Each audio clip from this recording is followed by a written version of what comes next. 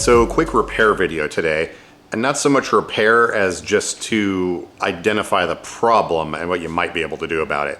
This has to do with Permobil chairs that were built before Power Platform came out, so the original Arnett style chairs. Specifically the seating button switches or the ICS buttons on the chair staying on after you turn the chair off. Now, as most people with a Permobil would know, when you turn on the chair, well, assuming you have power seating functions, you'll have these lights that come on. And those are extremely bright. Hang on one second. I did not intend to show this, but totallynormalshop.com, you can get some ICS light shades to tone that down a little bit. Hang on, let me put one of these on here. I genuinely thought I had already installed one of these, but I guess not. So there we go. These things are so stupid bright. I don't understand why Permobil doesn't adjust the software for some sort of PWM control. But anyways, you may notice that sometimes on your chair, when you turn it off, these lights will stay on. Actually, I can simulate that here by turning on the hazard lights. And there you go. The chair's off and they're still on. This is actually a function that's supposed to happen. Another topic, but when you turn on the four-ways or the hazard lights and turn off the chair, the seating stays powered up, which can actually be kind of handy. But on a chair with a light kit, now you've got blinking lights everywhere. You may notice that every so often when you turn off the chair, those things stay on. And if that happens maybe once or twice a month, it's not too big of a deal. But in some cases, they will stay on for multiple power cycles. You got to turn the chair on and off a few times, and then maybe they'll turn off. Sometimes you have to turn off the circuit breaker on the back. Sometimes that works, sometimes it doesn't. And sometimes they're just on permanently, and there isn't anything you can do about it. Well, turning off the circuit breaker would turn them off, but then you can't also turn your chair back on. Anyways, I'm going to show you what causes that problem and give you some ideas of what you might be able to do to fix it. Now, on Permobil chairs, their seating control system is what's known as the ICS. It has two major components. There's the ICS Master, which is a module down here in the front of the power base on the chair, and there's the ICS switch box, which has those god-awful green bright lights on it, and also buttons you can press to adjust your seating. That controls all of the actuators on the chair and also their positional awareness so that they know where they are in space, because Permobil doesn't use limit switches on their actuators. That allows for things like memory position seating and stuff like that.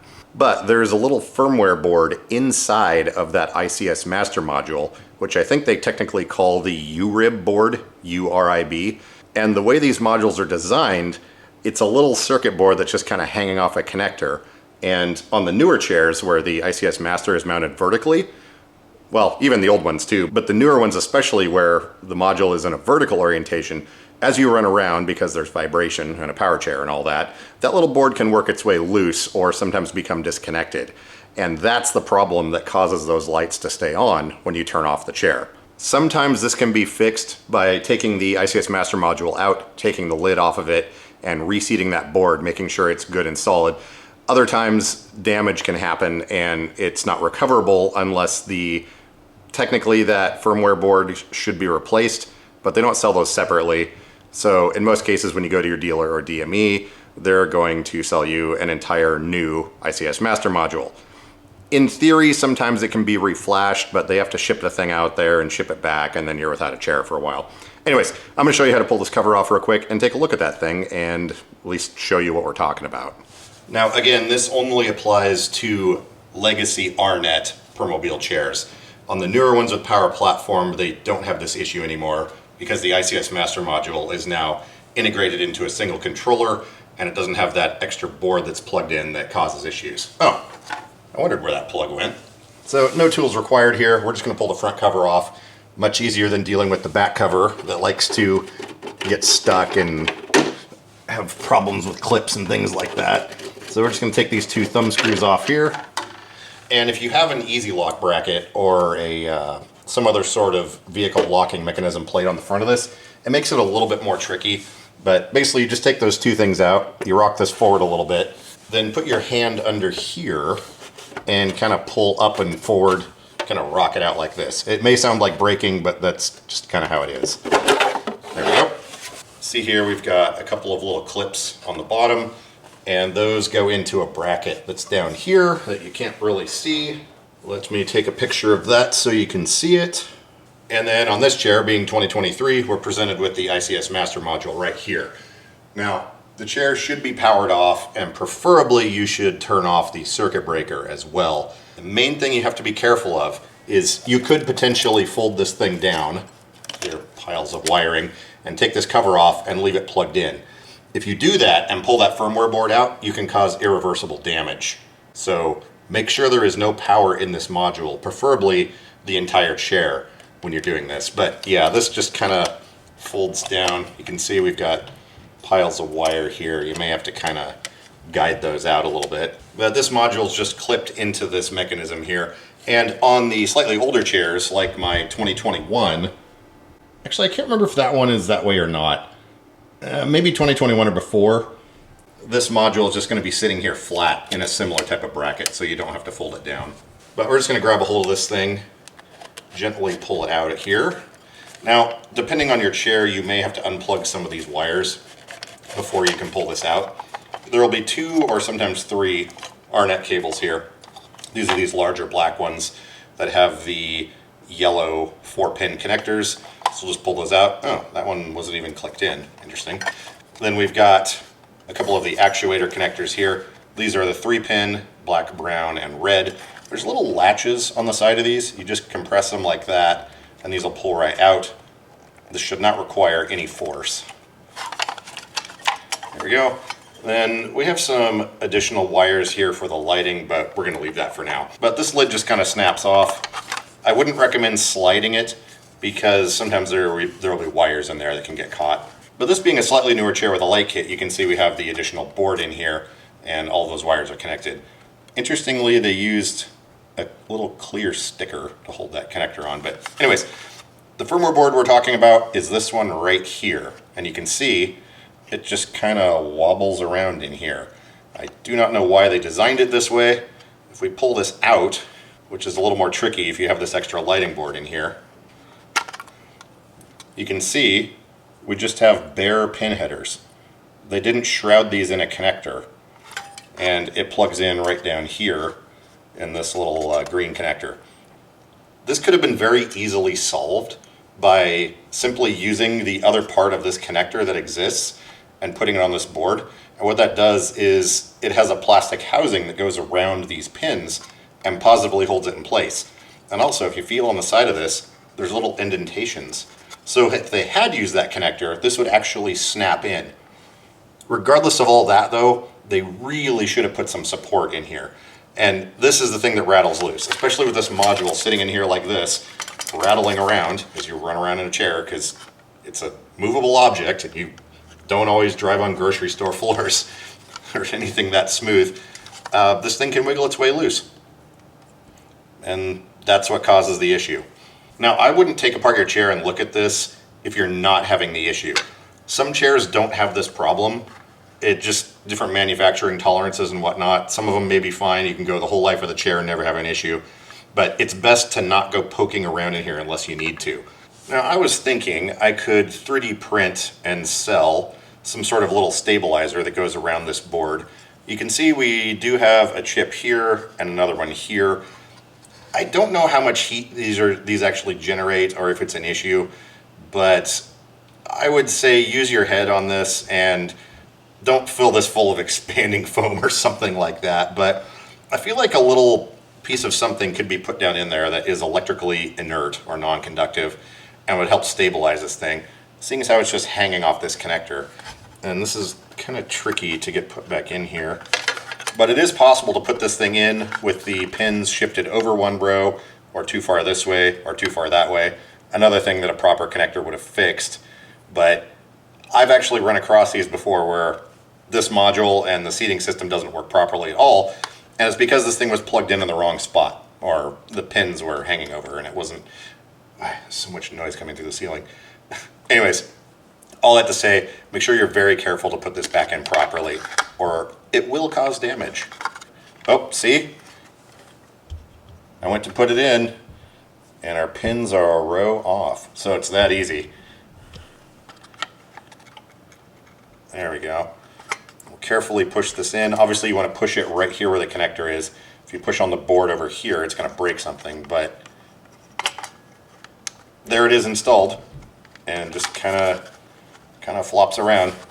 Now, I don't have a solution for this. I'm just kind of showing you what the problem is and where it lies. And if you want to get in there yourself and come up with some sort of solution, you can see what needs to be done there. But I've been getting a lot of questions about this, and I've seen posts from social media that people forward me and things like that asking about this. But that is the problem, and fixing it may or may not be something you can do on your own. You may have to get this whole module replaced because they don't sell that firmware board separately. But in most cases, however, it's not feasible to send this module out to have it repaired. So typically what happens is they're going to replace the entire ICS master, and that's what the DMEs in the shops are going to do. But anyways, there you go. That's the problem. Let's put this thing back together. One other thing I didn't mention is chairs that have a Connect module installed. You're going to have probably a third RNet plug here, but then you're also going to have a connector that plugs in right here. On this one, it just had this little rubber plug that fell out. But that connector, when you're taking it out, you'll want to kind of eyeball the position it's in, or maybe even take a Sharpie if you have like one of those silver Sharpies or something, because it's a rubber connector. But you'll want to mark that so you get it back in here in the right way. Also, if we look way down in here, I think you can see that these wires from the lighting are now blocking that connector. So when you plug it back in, you have to kind of carefully move these wires. There, see the wires are sitting there in the front. So you have to kind of carefully move this out of the way, that when you plug that in, you don't get those wires caught. And so you know as well, these RNet bus cables, it doesn't matter which of these ports they get plugged into, and same with the actuator connectors as well. You can plug them into any of these 4 ports, and it doesn't really matter if you swap these around. The way this whole system is set up, it's very tolerant. Well, not even tolerant wouldn't be the word. The way the system works is we're running a couple of different networks here, but when the system powers up, it's going to look and see what all is connected to it and automatically assign everything to the proper spots that it needs to go, and the software will recognize it all and be good to go. Let's plug back in here. And of course, because piles of wire, you have to kind of carefully stuff this all back in here. Make sure your wiring connectors don't get sliced, because of course everything is made of sharp metal. There we go, back in there. And reinstalling our case. Remember, we have these 2 little tabs down here on the bottom, and there's those 2 holes. So you want to kind of line those up. You can kind of feel they go on top of the piece of metal and they'll slot down into the holes. There we go, those are clicked in. And then you want to hold the back cover as you're sliding this on, because if you just push this forward, it's going to push that back cover off. And trust me, you don't want to mess with that. Another thing to also pay attention to, when this is fully seated and lined up properly, you're going to have this gap here. So don't spend a bunch of time trying to get rid of that gap. That's how it's supposed to be. Get our 2 thumb screws, kind of hold the back cover, push forward with the front one, get your screw started. These screws hold on the front, I've been saying back cover, but the front and the top cover at the same time.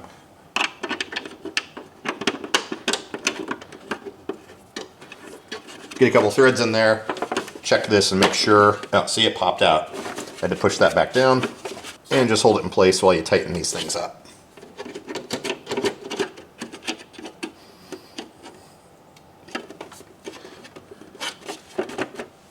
Anyways, that's basically all we've got. That light's really bright. There we go. Hopefully this helps you out, gives you an idea of what's causing the problem, and some things you can check to see if you are able to fix it on your own. It's kind of hit or miss as to whether simply reseating that board will fix it, or if the board's completely disconnected, parts are going to have to be replaced.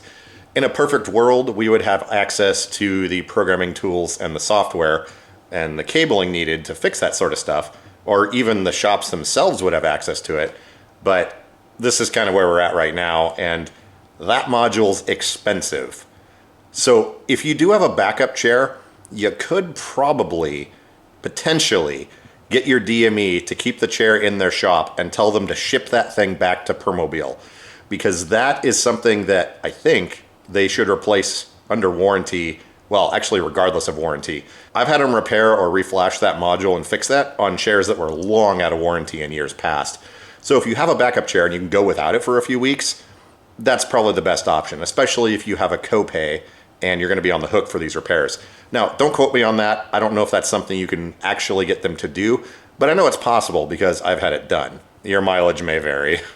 Also, by the way, if your chair does not have a seat lift like this one does, you can usually just raise your foot plates all the way up and then tilt the chair back as far as you can go, and that'll give you access to that. Just be careful though when you're tilting the chair after lifting up the foot plates, because these are based on gravity. So once you lift them up, they're going to be out here like this. But when you tilt the chair back far enough, these are going to slam forward and you could potentially get your fingers caught. So just be careful of that. All right, after we've been poking around in there, let's see if this thing still thinks it's a chair. Yep, looks like we're good. So we will run our seat lift down. Oh, actually, the opposite applies as well. Since we're going back down, I'm gonna slide those back out. And then we will, can we do all three at once? You can't tilt and run the seat lift at the same time. All right, let's turn off this auxiliary sun. There we go. I am curious though, let me know if you've had this issue and if it has been repaired. Like I said, a lot of times the DMEs are just gonna throw that expensive module at it, and we're kind of at the mercy of that right now since individual parts are not available. I know I've spoken to some other people and they've taken the chair apart, they've taken their chair apart and have been able to reseat that board and make sure it's in there all the way and their problems went away. But yeah, let me know in the comments down below, and yeah, we're gonna call that good. Thanks for watching.